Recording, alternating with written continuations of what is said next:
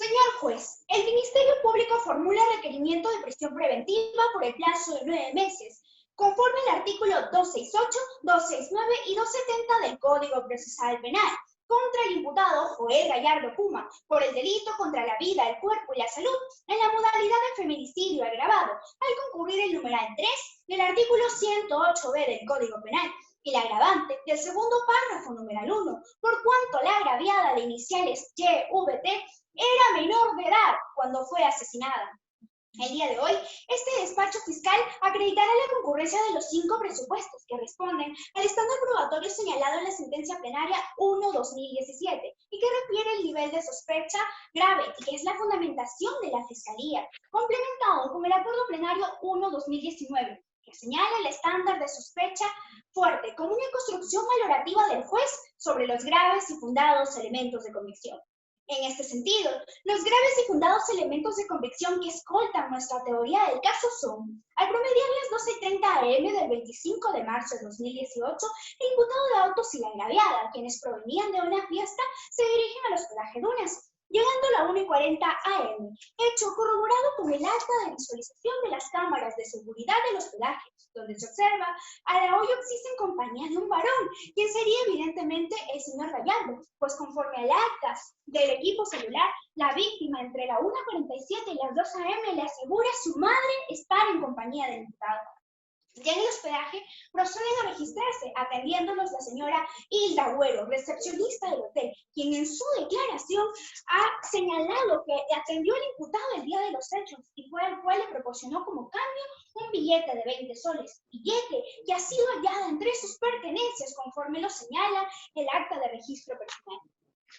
Un momento después se dirigen a la habitación 208. Aquí dan inicio a una escena amatoria con caricias y besos y se despojan de las prendas de la parte inferior, razón por la cual en la pericia biológica forense se ha encontrado vello púbico femenino en el imputado. Por ello, se desbarata completamente la coartada formulada por este al señalar que el día de los hechos habría estado bebiendo en su domicilio. Además, no podrá negar su presencia en la escena del crimen, pues se ha hallado su DNI, según lo indica el informe policial.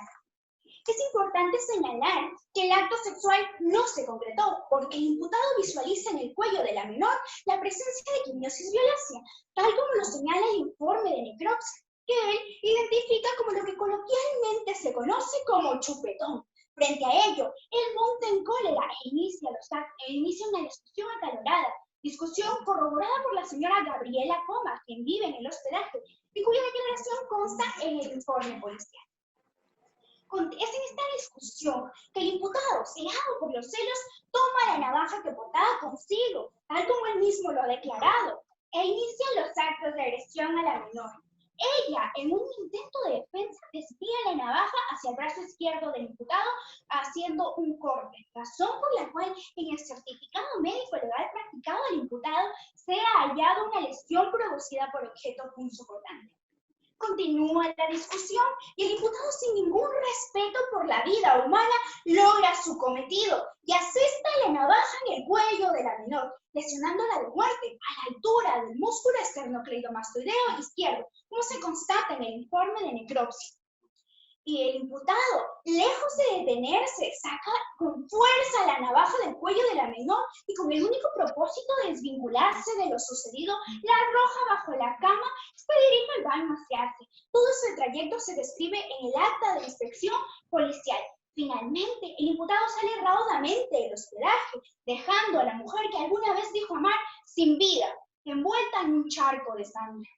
Señor magistrado, los graves y fundados elementos de convicción señalados con anterioridad vinculan indudablemente al imputado con la muerte de la menor de iniciales YVT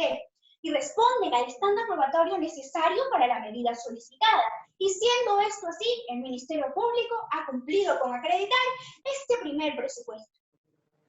En conformidad con el artículo 268 del Código Procesal Penal, el Ministerio Público acreditará la concurrencia del segundo requisito formal exigido por la norma para el requerimiento de prisión preventiva, la prognosis de pena, presupuesto que exige que la sanción a imponerse debe ser superior a los 4 años de pena privativa de libertad. Es por ello que, de acuerdo a los hechos y a los graves y fundados elementos de convicción, nos encontramos frente a una imputación de feminicidio agravado, tipificado en el artículo 108 literal B del Código Penal, por cuanto la acción se enmarca dentro del tercio superior al concurrir con la agravante del artículo 46, numeral 2, literal N, es decir, la pena futura oscilará entre 33 años 4 meses a 35 años de pena privativa de libertad. Ahora, con respecto al segundo presupuesto, señor magistrado, acerca del peligro procesal, su despacho deberá tomar en cuenta el peligro de fuga. Es porque el imputado no cuenta con trabajo estable u ocupación conocida. Y esto lo corroboramos con la declaración del señor Pablo Vilca, quien es el padre de la víctima, quien menciona que al querer conocer y conversar con el imputado, este nunca lo encontró y prácticamente abandonó su centro de labores, la empresa Veloz, en la cual se dedicaba en ese entonces a trabajar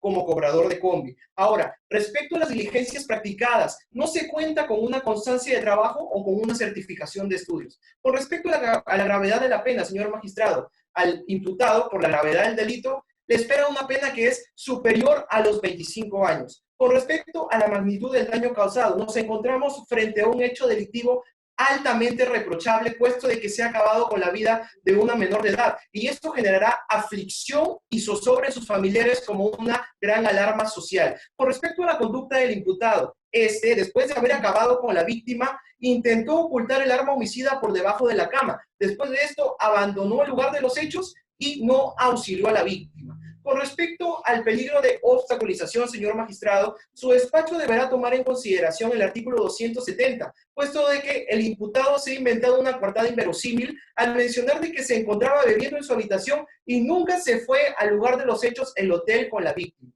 Hemos cumplido con acreditar de manera muy objetiva el segundo y el tercer presupuesto para el requerimiento de prisión preventiva.